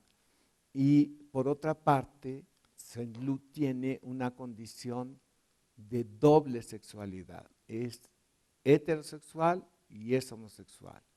Y como heterosexual mantiene a un amante que es una actriz excepcional que está mencionada por el nombre de una figura bíblica que aparece en unos cuadros muy bien descritos, que se llama Raquel. Y Raquel hace unas representaciones célebres en las casas a donde la invitan unas gentes muy ricas y poderosas en la vida de Francia, y hace unas escenas de obras clásicas como nadie. Y paso a paso, y a partir de esa realidad privada, se va volviendo en la rival desafiante de Sarah Bernhardt. Ahora, Sarah Bernhardt y la señora Reggiani, que es la que está modelada Rachel, a su vez, como el escritor Bergot y otros famosos, entonces nos van a remitir a las otras artes en las cuales Marcel Proust desde niño es sensible y experto en todas las artes, pero el narrador Marcel va a ir descubriendo qué tiene que ver cada arte con él en episodios famosos. Y una de las cosas que más se puede gozar en la primera lectura de toda la novela es que en un momento que el doctor Cottard le dice a la familia de Marcel, yo lo veo muy bien, está creciendo muy bien, está dejando de ser jovencito, muy chamaquillo, y se va a volver un adolescente. Y dice, yo creo que le vamos a autorizar que se dé el lujo de ir a ver una función de teatro. Y la abuela dice, yo lo llevo. Y lo lleva. Y entonces dice cosas tan asombrosas como esta. Y yo me pasé la noche memorizando las líneas de la obra en que iba yo a ver a este personaje de ficción modelado a partir de Sarah Bernhardt, que en la novela se va a llamar la Berma, ¿sí? Y hace todo lo que hacía Sarah Bernhardt, lo hace ella, ¿sí?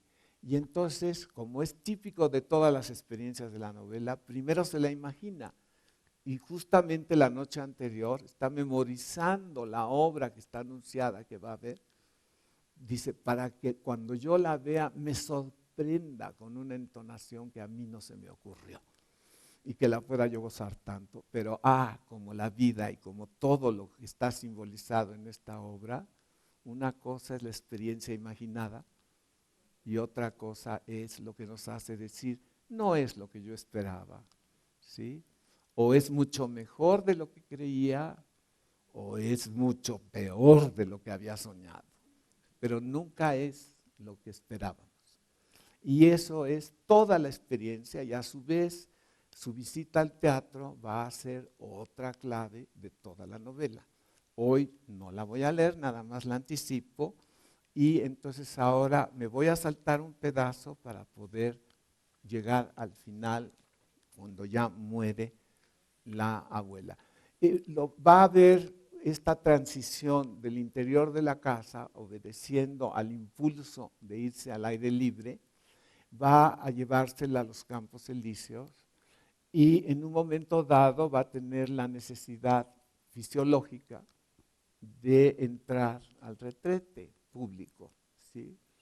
Y ella no lo dice, pero dentro del retrete le da un ataque. Y cuando sale de ahí del retrete, pues ya hay que llevarla a su cama y ya no se va a levantar. Y eso es, primero hay que leer ese episodio de cómo afuera del retrete, cómo están sucediendo cosas, mientras ella no la vemos adentro, pero nos lo estamos imaginando, y qué pasa cuando sale y con qué delicadeza ella contesta las preguntas de su nieto y logra llevarla a su casa, se da cuenta que le está pasando algo y empieza cada paso de la agonía, y eso es lo que vamos a leer para terminar la sesión de hoy. Dice, me di cuenta de que estaba pronunciando las palabras con dificultad. Sí, sí.